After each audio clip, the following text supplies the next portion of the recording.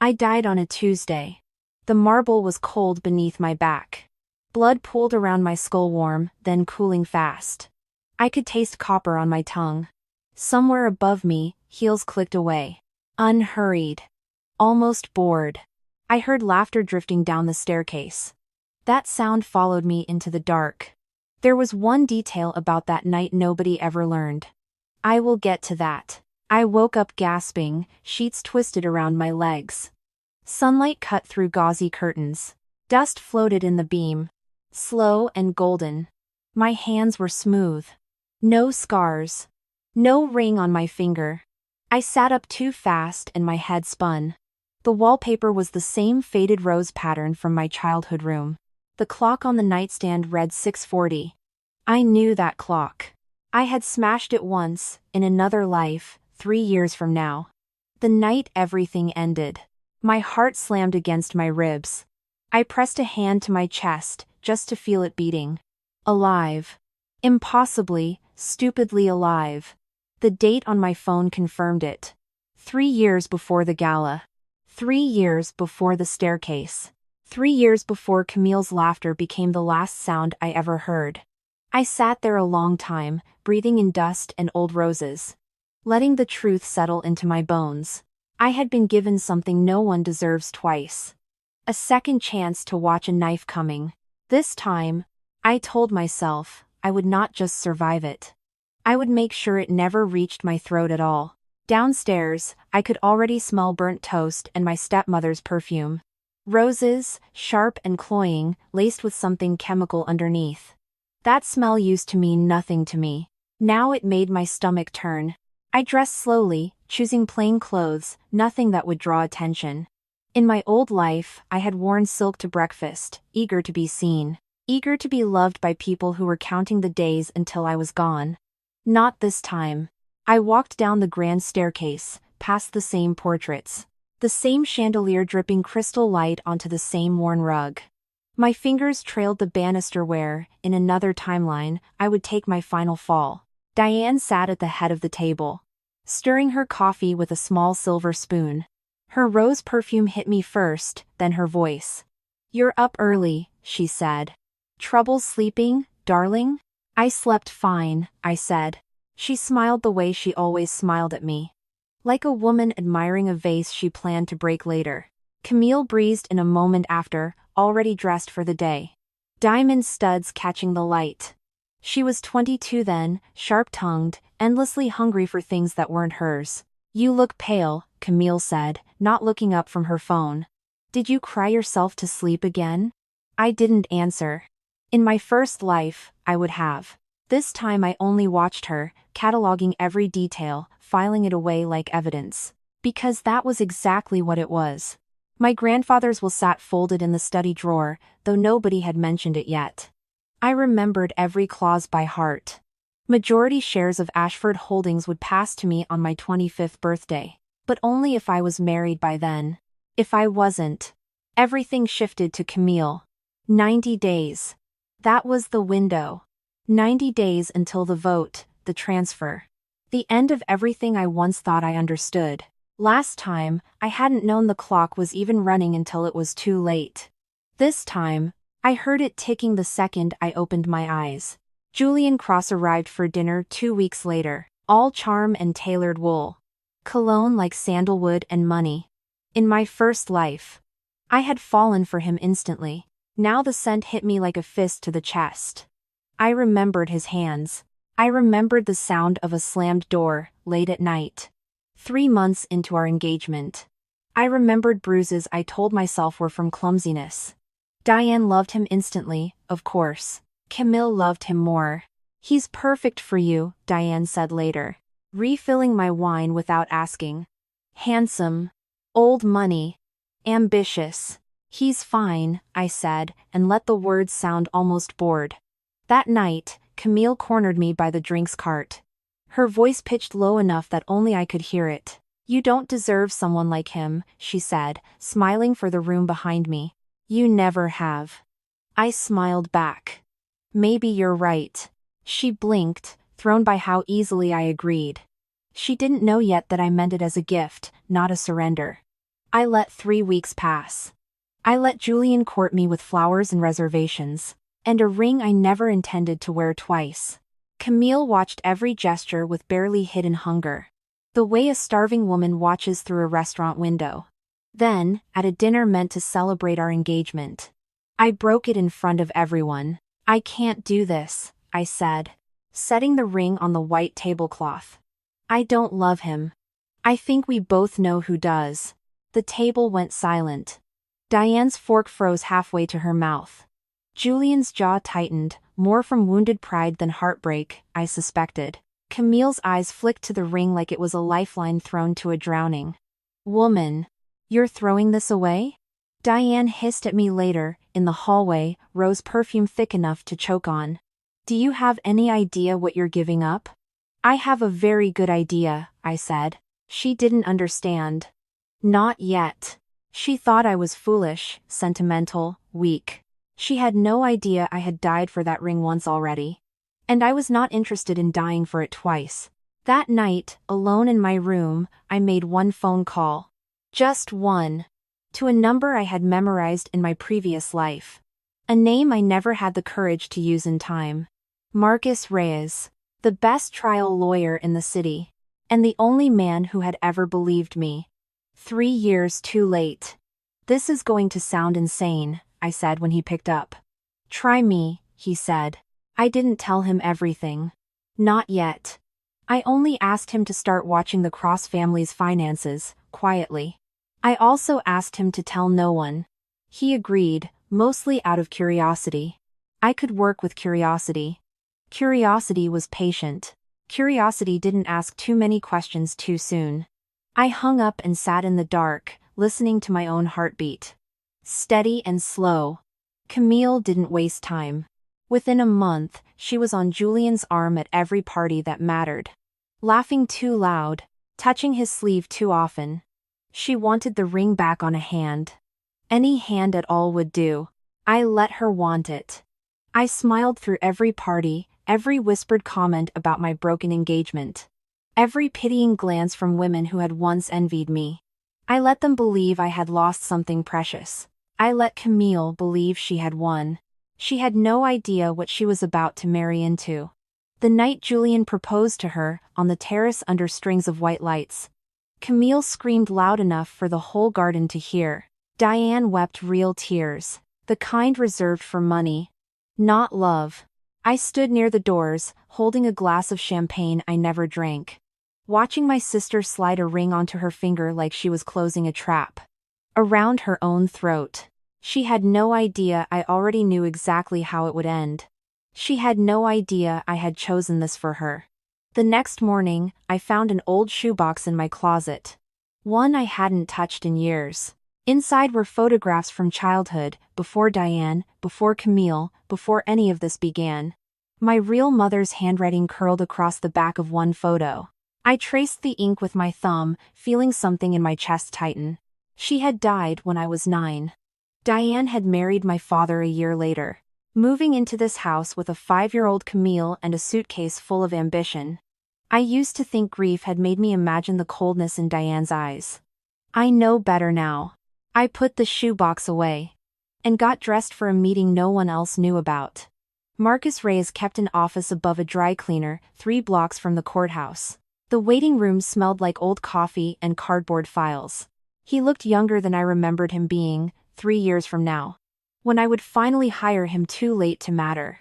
"You said this would sound insane," he said, leaning back in his chair. "It still might," I said. "I need everything you can find on Julian Cross. His finances. His debts. Anyone he owes money to." Marcus studied me for a long moment. "You just got engaged to him last month. Now broken up. Now you want me digging through his bank records?" "I have my reasons. Care to share them?" "Not yet," I said. "But I will pay you well, and I will not waste your time." He didn't ask again. Something in my voice must have convinced him this wasn't jealousy or spite. I didn't tell him the truth. That I had already watched this man's temper unravel a marriage from the inside. That I had already buried the version of myself who trusted him. I left the office with a business card and a strange, hollow calm. The first thread was pulled. The rest would follow. One by one. Exactly as I intended. That week, Camille began telling people I had broken the engagement out of jealousy. That I couldn't stand to see her happy. It spread through our circle like spilled wine on white linen. Impossible to fully wipe. She's saying you're unstable, my old friend Priya warned me over coffee, voice low. That you tried to sabotage the wedding before it even started. Let her talk, I said. Priya frowned. You're not even going to defend yourself? Not yet, I said. Words don't matter right now. Timing does. She didn't understand. Nobody did. I had learned the hard way. That fighting fire with words only fed the flames higher. This time, I intended to starve the fire of air instead. At home, the wedding planning consumed every conversation. Diane spoke of venues and florists with the reverence other women reserved for church. Camille modeled dress after dress, spinning in front of mirrors, drunk on a future she didn't understand yet. I sat through it all with a patient smile, offering compliments I didn't feel. Nodding at colors and fabrics I would never remember. Inside, I was counting days. 90 became 75. 75 became 60. The contract on my grandfather's trust would finalize the moment I turned 25. Married or not. If I wasn't married, the shares transferred to Camille automatically, no vote required. No appeal possible. Diane knew this. She had known it for years. Which was exactly why she had pushed Julian toward me in the first place. Long before I ever chose to hand him off. She thought she was steering fate. She had no idea fate had already been rewritten. And she was standing directly inside the blast radius. One evening, walking past Diane's study, I caught the edge of a phone call through the half-open door.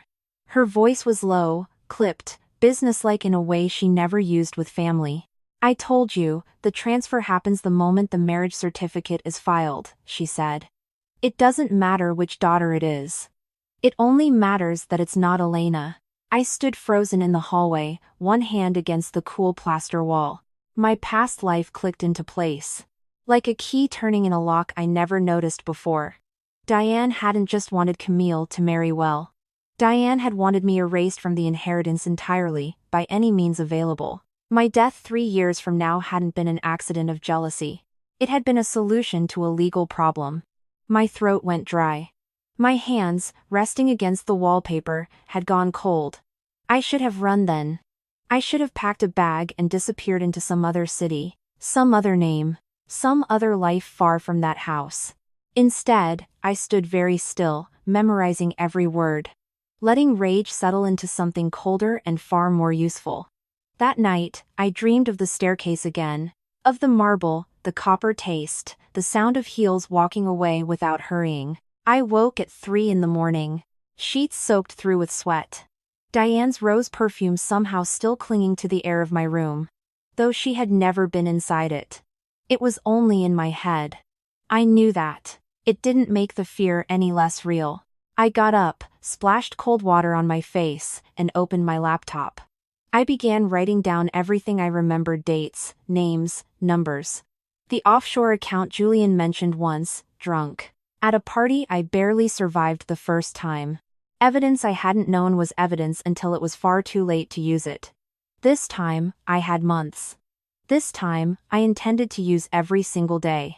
By the time the sun rose, I had 3 pages of notes and a plan taking shape behind my ribs, quiet and patient as a held breath. 2 days later, Camille cornered me in the kitchen, waving her wedding invitations like a trophy. "I need your address confirmed," she said, sliding one across the counter toward me. "Wouldn't want you to miss it." "I wouldn't miss it for anything," I said, and meant every word, though not in the way she thought. She studied me for a moment, something uncertain flickering behind her eyes. For just a second, I saw the little girl who used to follow me around this house, before jealousy calcified into something harder. Then it was gone, replaced by her usual glittering confidence. "You should be happy for me," she said. "Everyone else is." "I am happy for you," I said. "You have no idea how happy." She smiled, satisfied, and walked away without noticing the ice in my voice. That night, I mailed a plain envelope to a private investigator 2 towns over. A man Marcus Reyes recommended without asking too many questions. Inside was a list. Bank names. Julian's known associates. A date I remembered clearly from another life. When men in dark coats had once come looking for him at a party. Before disappearing just as quickly as they'd arrived. I sealed the envelope and pressed my palm flat against it for a moment. As if I could push all my rage directly into the paper. 90 days had become 40. Somewhere in this city, a debt was quietly coming due. One that had nothing to do with love. And everything to do with money owed to men who did not forgive. Camille had no idea what she was walking toward. I intended to make absolutely sure she got there anyway. The wedding came faster than anyone expected. Diane insisted on speed, citing tradition, citing excitement, citing nothing that made real sense. I understood the truth well enough. She wanted the marriage certificate filed before I could change my mind about anything. She needn't have worried. I had never intended to change it. The ceremony was held in the Ashford Gardens, white chairs lined in perfect rows. Orchids flown in from somewhere expensive. Camille wore my grandmother's veil. The one meant for me. And walked down the aisle glowing with the kind of joy that comes from winning. Not from love. I sat in the second row, hands folded, watching Julian's face as she approached. He smiled the practiced smile of a man performing happiness for an audience. I recognized that smile. I had worn it myself, once, right before everything fell apart. "Isn't this wonderful?" Diane whispered beside me, dabbing at dry eyes with a silk handkerchief.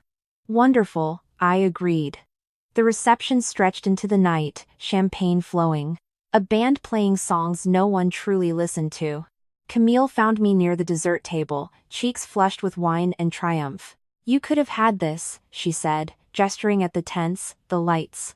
The diamond on her finger. "All of it could have been yours." "I know," I said. "Doesn't it bother you?" She pressed, leaning closer. "Watching me have everything you gave up?" I met her eyes and let a small, genuine smile show. "Not even a little." She laughed, sharp and disbelieving, and drifted back toward her new husband. Already telling the story of my supposed heartbreak to anyone who would listen. I let her have that story. Stories, unlike bank accounts, cannot be frozen by a judge. 3 weeks later, I moved out of the Ashford house entirely. I found a small apartment above a bakery on the east side of the city. 2 rooms, a window that stuck in humid weather, and a landlord who asked no questions about my family. The rent ate through most of my savings. I didn't care. The bakery owner, a woman named Rosa, hired me the same week I moved in. Flower dust hung in the air every morning, warm and sweet. Nothing like Diane's rose perfume. My hands, soft from years of manicures, blistered within days from kneading dough. I didn't mind the blisters. They felt like proof I was building something real. Mara worked the counter beside me, quick with a joke, quicker with kindness. She never once asked why a woman with my accent was working a bakery register.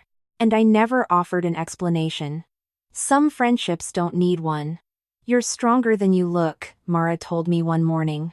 Watching me haul a 50-pound bag of flour without complaint. "You'd be surprised," I said, and left it there. The mornings smelled like cinnamon and yeast. The afternoons smelled like rain on hot pavement. For the first time since I could remember. Nothing around me smelled like roses. And I slept without dreaming of staircases. It didn't last, of course. Nothing good ever lasts long enough in a story like mine. Marcus called on a Thursday, his voice tight with something between excitement and caution. "You need to come to my office," he said. "I found something." I closed the bakery early, ignoring Rosa's raised eyebrow, and took the bus across town. Marcus's office smelled like leather chairs and burnt coffee, the ceiling fan clicking overhead in a slow, uneven rhythm. He slid a folder across his desk. "Julian Cross owes money. A lot of money. To a man named Dominic Vane." The name landed like a stone dropped into still water.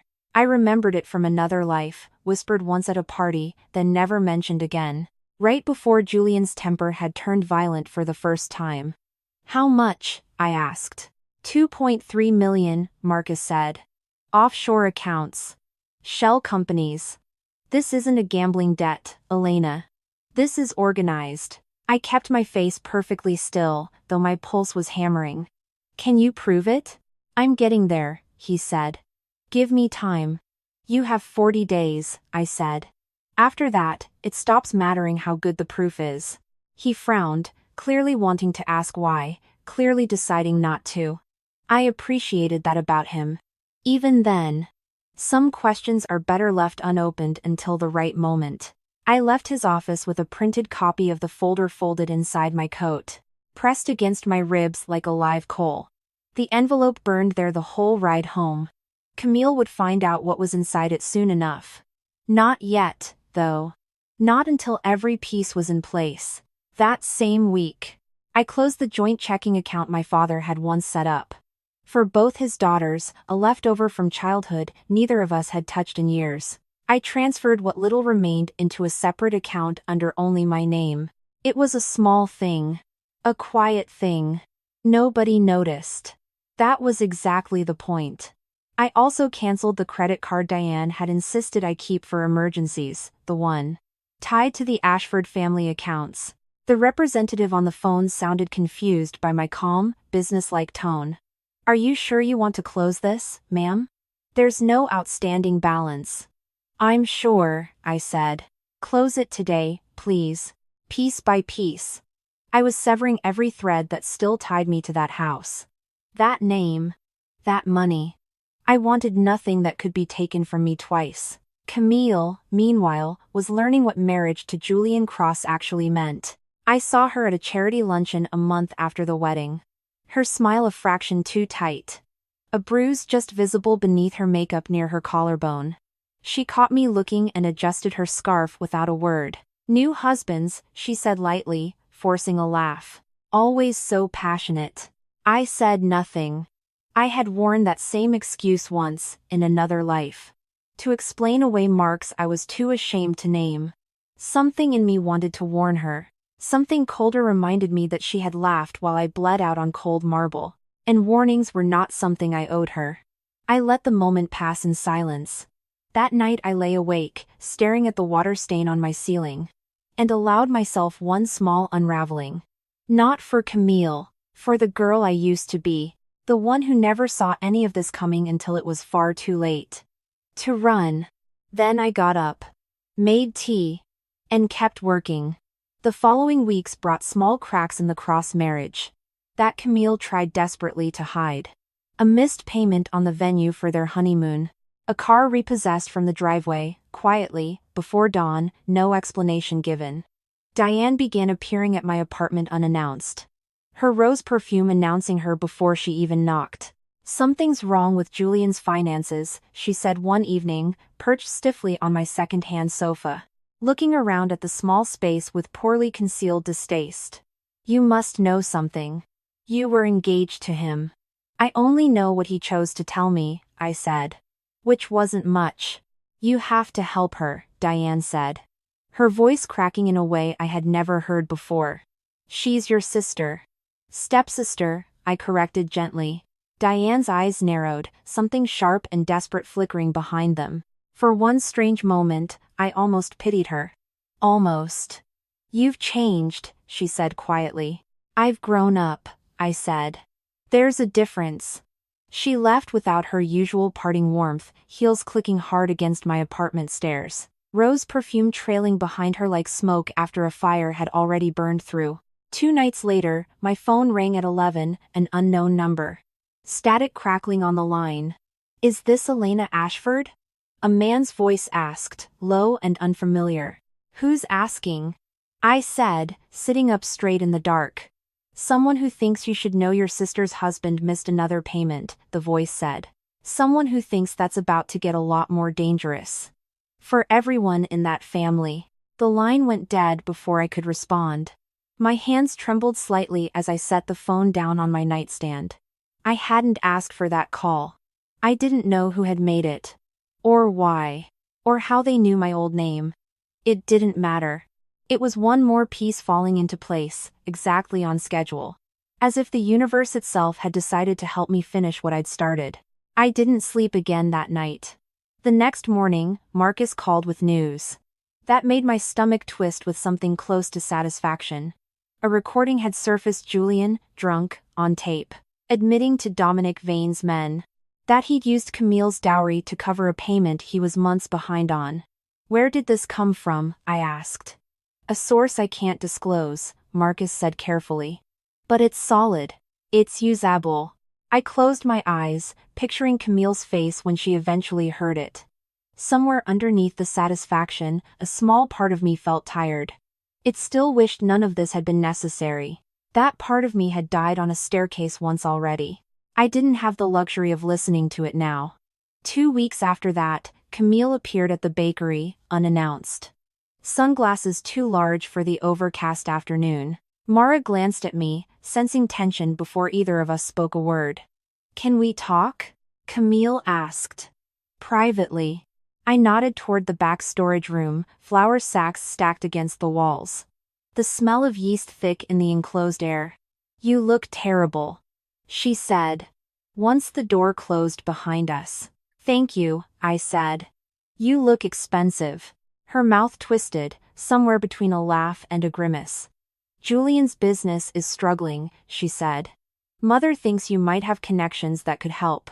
Old society contacts, people who owe our family favors." "I don't have those contacts anymore," I said. "I gave all that up, remember?" "You could ask around," she pressed. "For me." I studied her carefully, the too thin frame beneath her designer coat, the concealer failing to fully hide the shadow along her jaw, the desperation flickering beneath her practiced composure. "Camille," I said quietly, "why didn't you ever like me? Even as children?" She blinked, thrown by the sudden shift. "What does that matter now?" "Humor me," I said.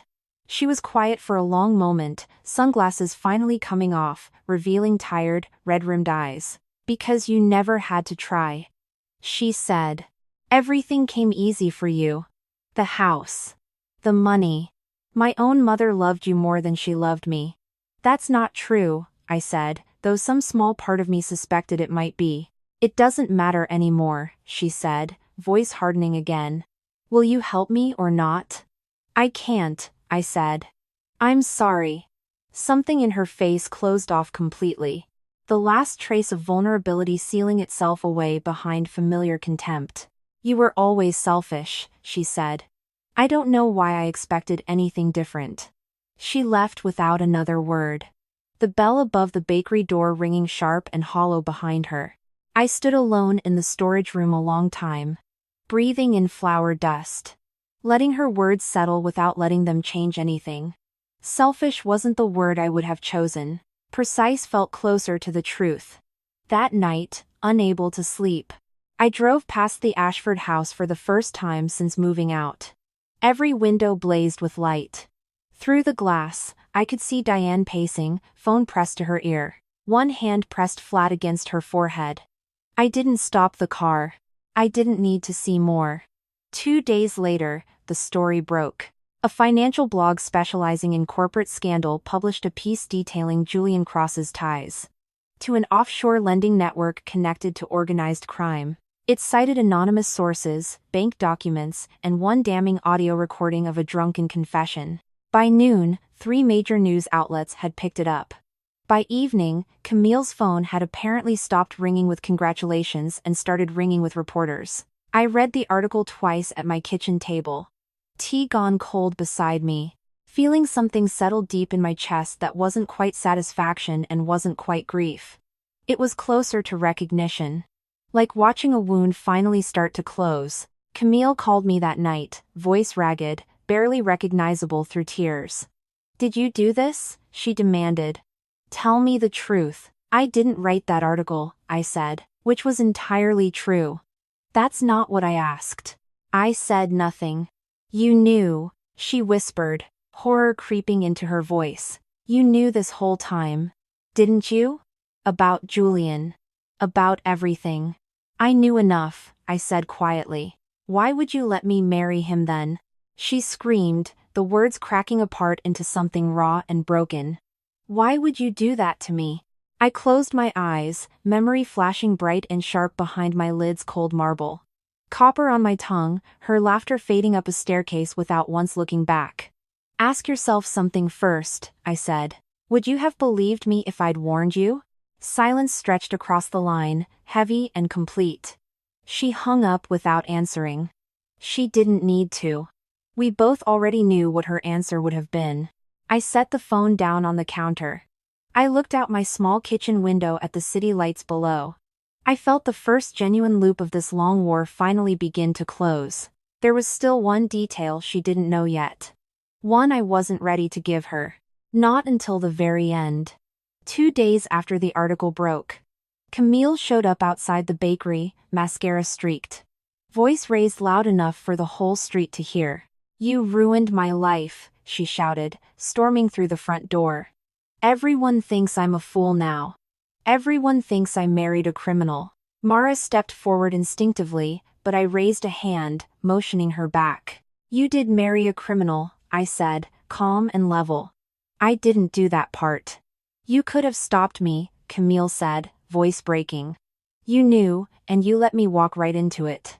A few customers had stopped near the window, watching the scene unfold with poorly hidden curiosity. Camille didn't seem to notice or care. You wanted him, I said quietly. You wanted everything that came with him. I simply stopped standing in your way.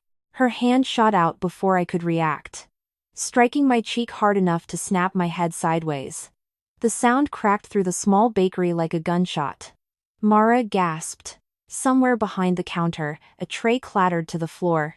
I pressed my fingers to my burning cheek and looked at her, steady and unshaken. Feel better? I asked.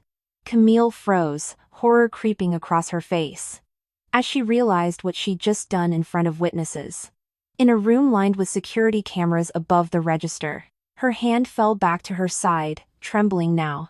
Get out, Mara said sharply, stepping between us. Now. Camille left without another word, the bell above the door ringing hollow behind her. Just like it had the last time. I stood there a long moment, cheek stinging, heart oddly steady. Somewhere in the back of my mind, a cold, precise voice noted the camera footage would be useful later. I hated that voice sometimes. I needed it more than I hated it. That night, curled on my second-hand sofa, ice pressed to my jaw, I finally let myself remember the last thing I hadn't wanted to. The exact scent of Diane's rose perfume the moment before I fell. Sharp. Cloying. Chemical underneath. Like something rotting beneath the flowers. I hadn't imagined that smell earlier in Camille's kitchen. It clung to everything in that house, waiting patiently to remind me why I was doing any of this at all. My phone buzzed against the coffee table. Marcus. There's been a development, he said. Vane's people filed a complaint against Julian for defaulting. It's going to trigger a formal investigation. When? I asked. Days, not weeks, he said. Elena, I need to ask you something. Are you doing this for revenge, or for something else? I considered the question longer than he probably expected. Both, I finally said. But mostly for the truth. He was quiet a moment. Whatever this is, it's almost over. I looked at the calendar taped above my kitchen sink. Days crossed off in careful black ink. My 25th birthday sat circled in red, 11 days away. 11 days until the trust transferred, married or not. 11 days until every piece I had arranged would collapse the house that raised me. Or collapse me right along with it. I closed my eyes and let the ticking finally feel like something other than fear. It felt, for the first time since I woke up in that sunlit bedroom, almost exactly like hope. The last 11 days moved like a landslide picking up speed. On day 9, the district attorney's office confirmed an active investigation into Julian Cross and Dominic Vane's lending network. Marcus called before I'd even finished my morning coffee. They're using the recording, he said. Your instincts were right. This is bigger than one debt. How much bigger? I asked. Money laundering. Multiple victims. Years of it, he said. Julian wasn't just drowning. He was the drain everyone else's money disappeared through. I set my mug down carefully, hands steadier than I expected. On day 8, a story ran naming Ashford Holdings as an unwitting source of collateral in one of Julian's schemes. Diane's phone, according to Camille later, did not stop ringing for 6 straight hours. On day 7, the family's longtime accountant resigned by email, 1 line long, offering no explanation and no forwarding address. On day 6, I posted the bakery security footage to a lawyer-vetted account, alongside a short, factual statement about the assault. No embellishment. No tears. Just Camille's hand connecting with my face, time-stamped and undeniable. By evening, it had been shared thousands of times. On day 5, a GoFundMe Camille had quietly started for wedding recovery expenses was flagged. It was frozen for suspected fraud. Someone I never confirmed who reported inconsistencies in her claims. On day 4, Dominic Vane's men were photographed outside the crosstown house, waiting on the front steps in broad daylight. The photo made 3 separate news sites by nightfall. On day 3, Julian was formally charged. Cameras caught him being led out in handcuffs, jaw tight, sunglasses failing to hide the exhaustion carved into his face. Camille wasn't beside him. She was already gone, according to the reporters camped outside. Last seen driving away alone, mascara smeared halfway down her cheeks. Short, sharp, relentless. Each piece falling exactly where I had placed it months earlier. One domino tipping into the next until the whole structure came down at once. The footage from the courthouse steps played on every channel by nightfall. Julian's hands, cuffed. His tie, loosened. His eyes, hollow and searching the crowd for someone who wasn't there. Reporters shouted questions he never answered. Flashbulbs cracked like small explosions. Somewhere behind him, an officer's radio crackled static into the wind. He looked, for one brief second, directly into a camera lens. I watched that clip later, alone, and felt nothing where I once expected triumph. Only a quiet, settled certainty. This was simply what happened when every debt finally came due at once. Vane's men were arrested 2 blocks away the same afternoon, caught on a separate camera loading boxes into an unmarked van. Federal agents moved fast once the recording surfaced. Money laundering charges, wire fraud, a list of victims longer than anyone had expected. The wedding gift Camille once flaunted like a trophy detonated from the inside. It happened precisely as I had planned. My own quiet counterattack detonated from the outside at exactly the same hour. 2 forces meeting in the middle, crushing everything caught between them. There was no path left for either Julian or Camille to walk away clean. There never had been. Not from the moment she chose to take what I offered her. I watched most of it from my apartment window, tea growing cold in my hands.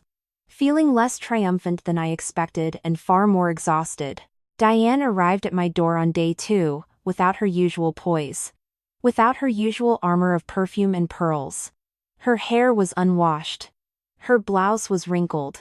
For the first time in either of my lives, she looked exactly her age.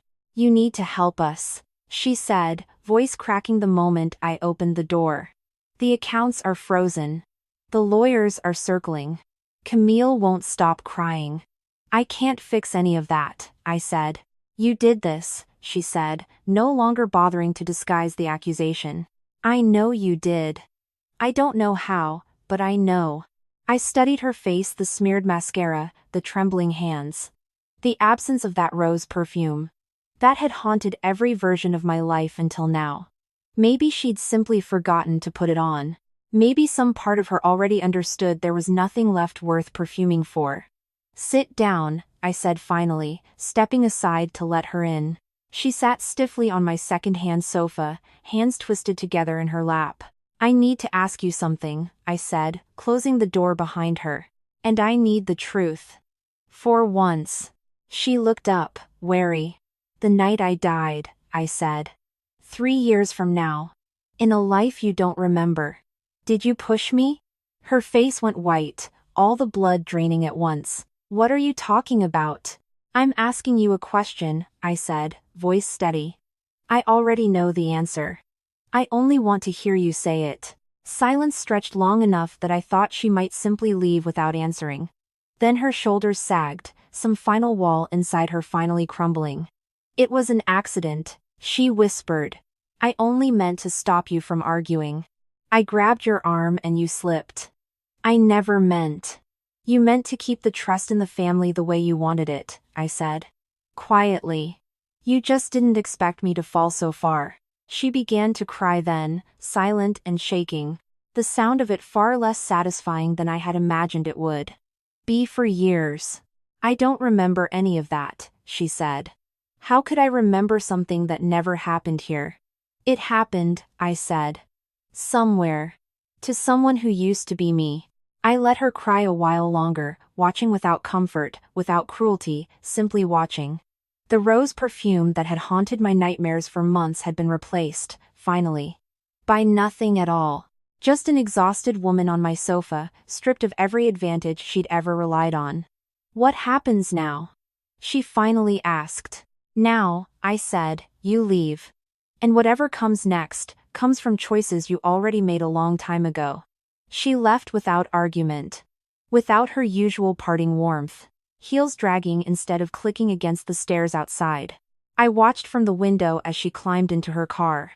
And simply sat there a long moment before finally driving away. I closed the curtains and exhaled a breath I felt like I'd been holding for 3 years and 1 lifetime. The truth was out now. At least between the two of us. The larger truth, the one involving Julian, the offshore accounts. The years of quiet theft dressed up as inheritance. That truth belonged to the whole city now, spreading faster than any of them could contain. Camille came to the bakery one final time before my birthday arrived. And I almost didn't recognize her. Gone was the glossy hair, the flawless makeup, the confidence that used to fill a room before she even spoke. Her eyes were sunken, ringed with sleepless shadow. Her hands shook faintly as she pushed open the door. The bell above it ringing too loud in the sudden silence. Mara looked at me, unsure whether to intervene. I shook my head slightly, and she stepped back toward the register instead. "Everyone's gone," Camille said, voice hoarse. "The lawyers. The friends. Even Mother barely looks at me anymore." "I heard," I said. "They're saying Julian used my dowry to pay off criminals," she said. "They're saying I knew." "I didn't know. Elena. I swear to you, I didn't know any of it." "I believe you," I said. And I did. That had never been the point. She sank into the chair across from me. Hands wrapped tight around a cup of coffee she didn't drink. For a long moment, neither of us spoke, the quiet broken only by the low hum of the ovens in the back. "How long have you known?" she finally asked. "About Julian. About all of it." I studied her carefully before answering, weighing exactly how much truth she was ready to hold. "Since before I ever met him again," I said quietly. Her head snapped up. "That's not possible. You introduced us. You practically pushed me toward him." "I did," I agreed. Understanding crept across her face slowly, like frost spreading across glass. "You knew what he was," she whispered. "You knew, and you handed him to me anyway." "Yes." She breathed, the word cracking apart in her throat. What did I ever do to deserve that?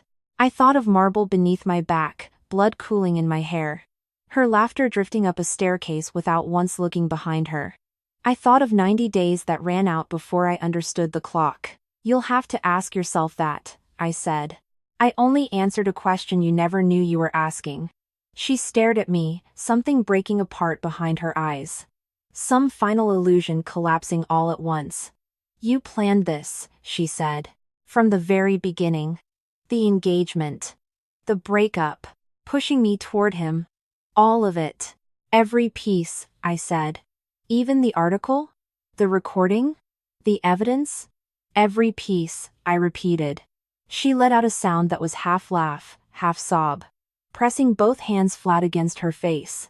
"I always thought I was the clever one," she said, muffled behind her fingers.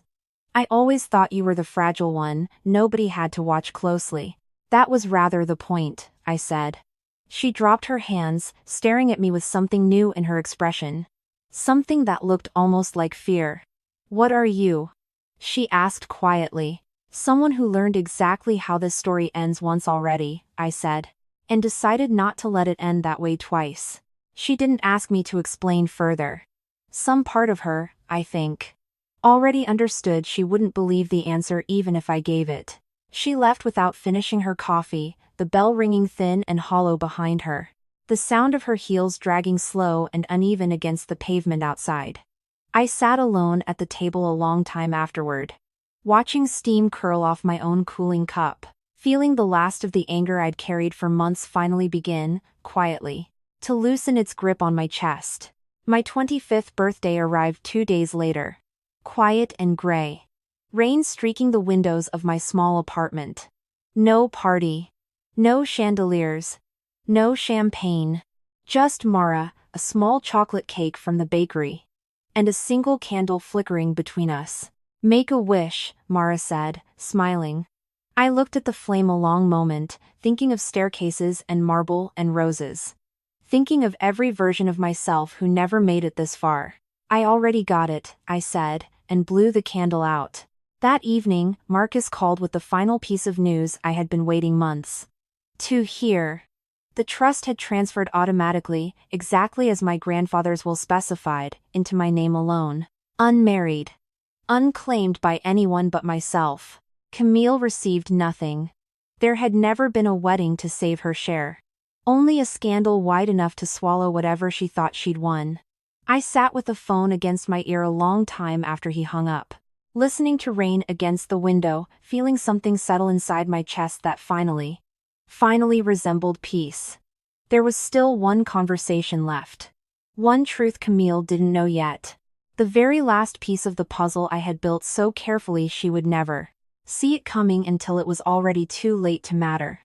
I picked up my coat and went to find her. I found Julian 3 weeks later. The visiting room smelled like bleach and cold metal. Fluorescent light buzzed faintly overhead. A guard stood near the door, arms crossed, eyes fixed on nothing in particular.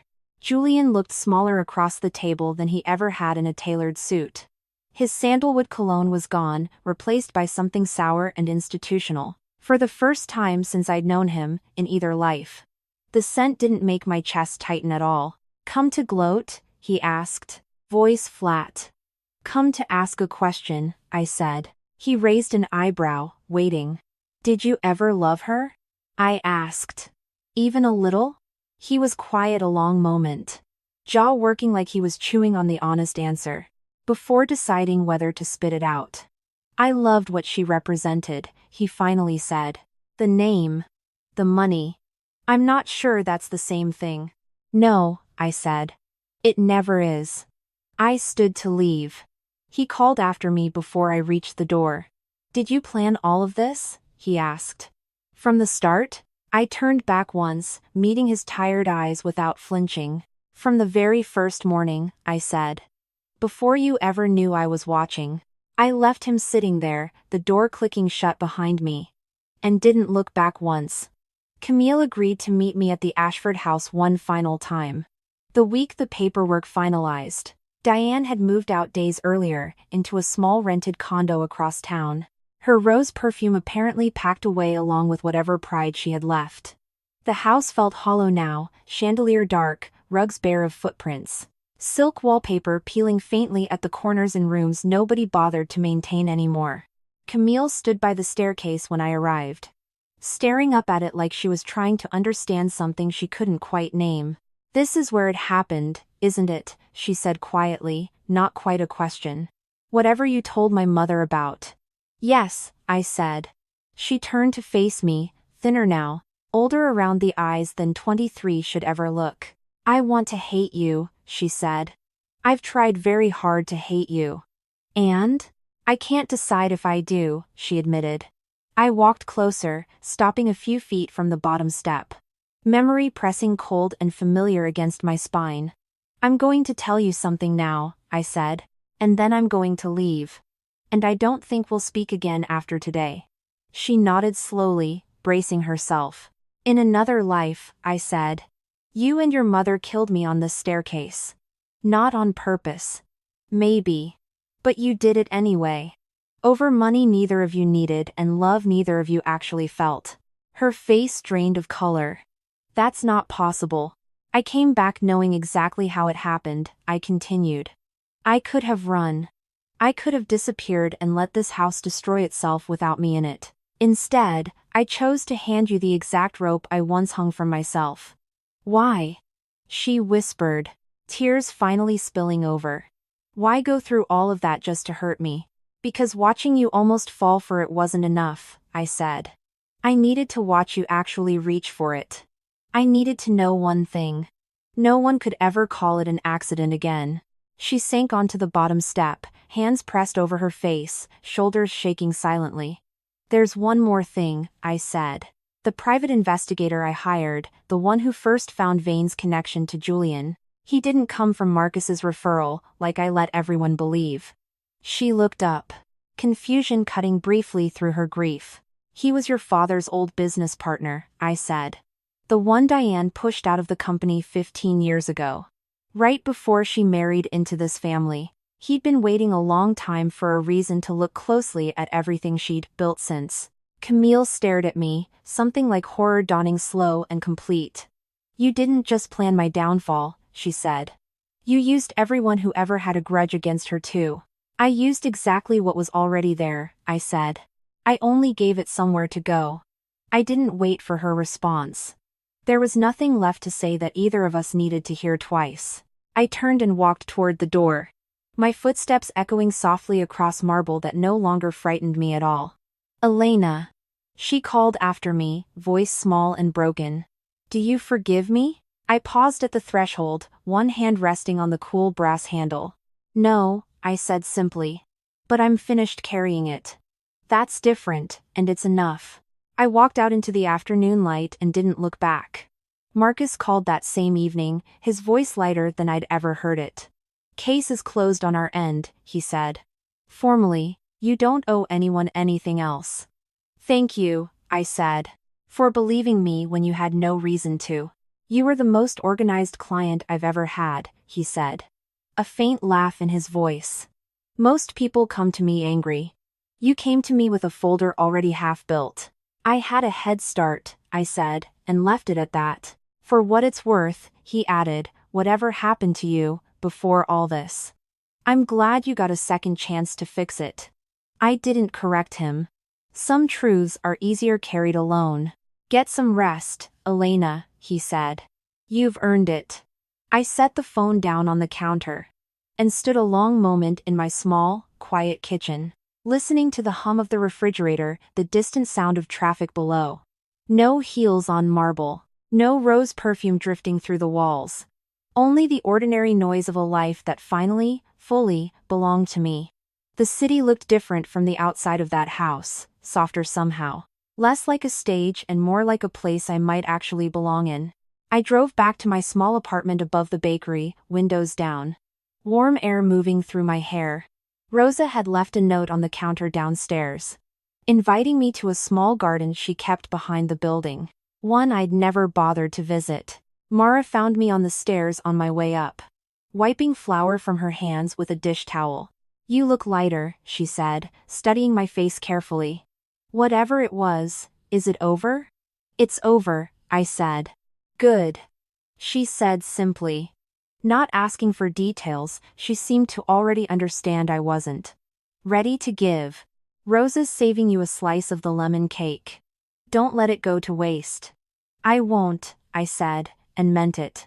She squeezed my shoulder once before heading back downstairs, humming something soft and off-key. I stood a moment longer on the landing, listening to the ordinary sounds of the bakery below the register drawer sliding shut. A customer laughing at something, the oven timer chiming faintly through the floorboards. None of it sounded like danger.